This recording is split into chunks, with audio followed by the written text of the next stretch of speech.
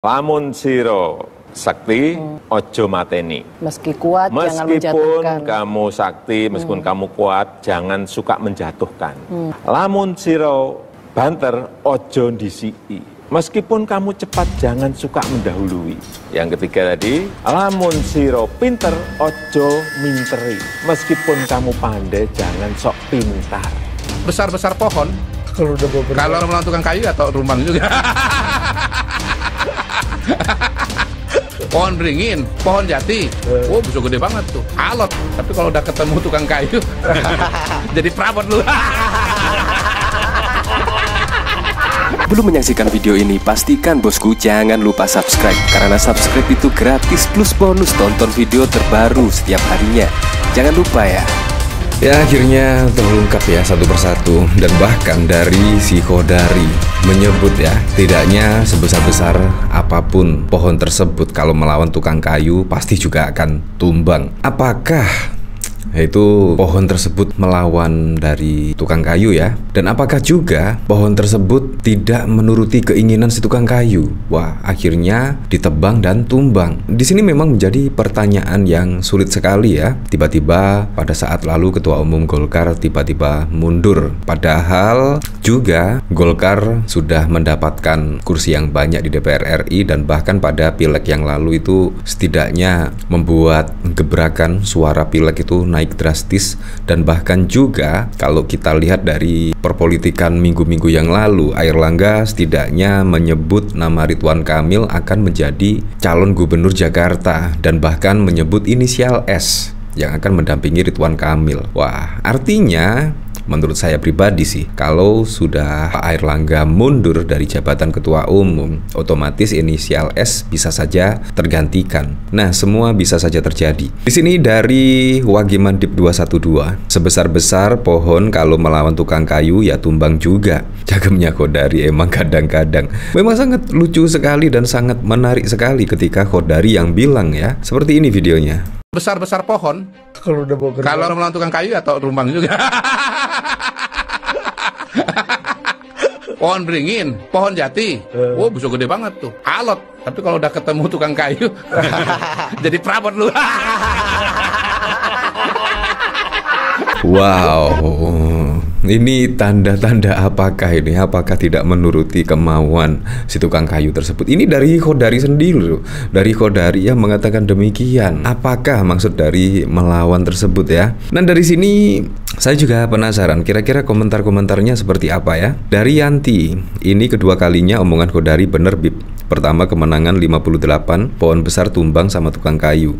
Berikutnya apalagi? Jelajah loh. Ya, seperti itulah. Orang kayak gitu dikasih panggung nggak mutu blas. Secara nggak langsung dia ngomong kalau majikannya si Jokowi itu super power. Sesakti itukah si tukang kayu? Tukang kayu dilawan pakai baja aja Bib. Tapi ingat, tukang kayu kalau sembrono main tebang terus akan habis kena terjangan bencana seperti longsor dan banjir. Ya, masuk akal sekali. Ngono yo ngono, tapi mbok yo ojo ngono. Pengen nabok deh. Padahal encok tukang kayu sempat diseruduk banteng sampai mengsli. Sebelum partai besar yang konon katanya diisi oleh orang-orang intelek yang jadi bahan ketawaan dan olok-olokan jagat maya, dan bahkan orang dekat Jokowi seperti Khodari pun terpingkal-pingkal lihat fenomena semacam ini.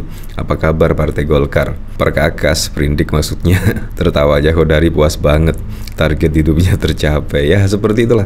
Bahkan kalau kita melihat dari pemberitaan, ya sangat mengejutkan sekali, di mana pilkada ya hampir dekat lah. Apalagi pendaftaran pilkada di KPU itu kalau tidak salah pada akhir Agustus. Di sini ada pemberitaan yang sungguh wow sekali, Ketua Umum Golkar tiba-tiba mundur, dan bahkan yang lebih wow lagi yaitu dari Kompas TV, Jokowi beri arahan 38 gubernur, 98 wali kota, dan 416 bupati di IKN hari ini. Nah, ini ada apa lagi? Kalau kita ketahui pada saat yang lalu misalnya ada PJ gubernur, PJ bupati, dan lain sebagainya dikumpulkan di istana dan diberi arahan mendekati pilpres yang lalu.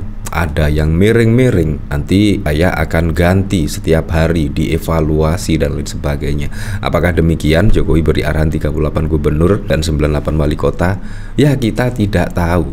Tetapi yang jelas mendekati pilkada kok ada arahan seluruh gubernur di Indonesia, bahkan juga ada 416 bupati.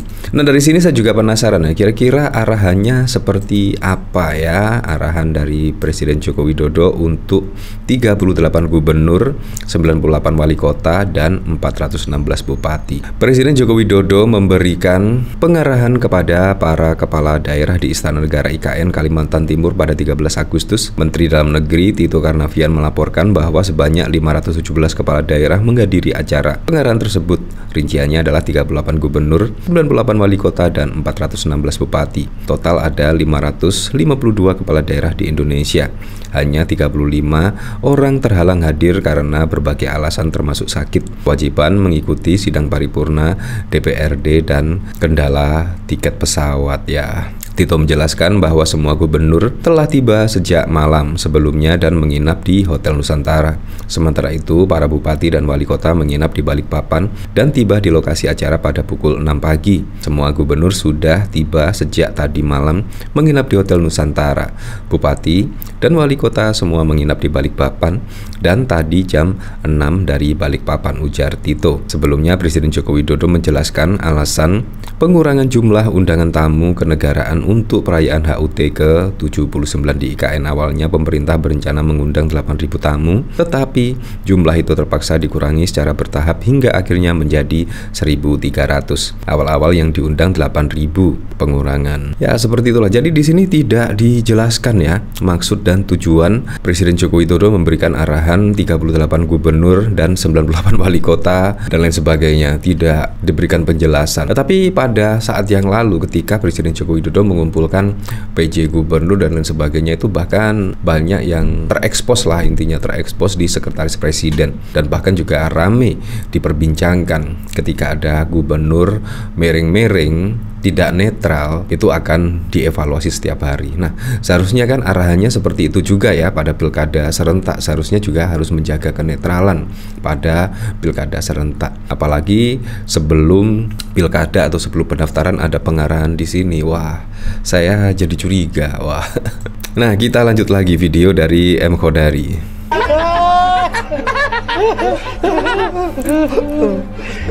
Lu siapa lu dulu? Wah, gua kayu jati, Pak. Gede apa kecil? Gede. Ya, lu kok bisa jadi gini? Ketemu tukang kayu. Di mana gedenya? Lu gak kelihatan. Ya tadi, Pak, ketemu tukang kayu. Dia punya perkakas. Iya ya, perkakas itu maksudnya apa ya? Pas sprindik. Memang sangat bau sekali lah. Tapi yang jelas dari ucapan Khodari, setidaknya Khodari itu tertawanya sangat puas banget. Wah, apakah ada sesuatu ya di situ? Dan kayaknya memang kalau kita ketahui pada saat yang lalu kan Kaisang itu sangat berharap sekali untuk menjadi lawan dari Anies Baswedan dan bahkan juga Ridwan Kamil di Pilkada Jakarta. Artinya kalau kita lihat statement dari Kaisang, sangat kepingin maju di Pilkada Jakarta. Tetapi dari Golkar tidaknya mencalonkan Ridwan Kamil dan juga inisial S. Entah inisial S itu dari mana ya dan juga siapa. Tiba-tiba setelah berikan statement inisial S, beberapa harinya tiba-tiba mundur. Menurut saya sudah jelas lah kalau kita lihat keinginan Kaisang ingin maju di Pilkada Jakarta, kayaknya sih yang akan berduet dengan Ridwan Kamil menurut saya itu ya Kaisang lah, siapa lagi. Ya, tapi kita kembalikan lagi ke masyarakat lah menilainya seperti apa. Tetapi yang jelas saya berharap pada Pilkada serentak besok bisa berjalan dengan aman, berjalan dengan lancar, yang paling penting berjalan dengan transparan, jujur, dan juga adil.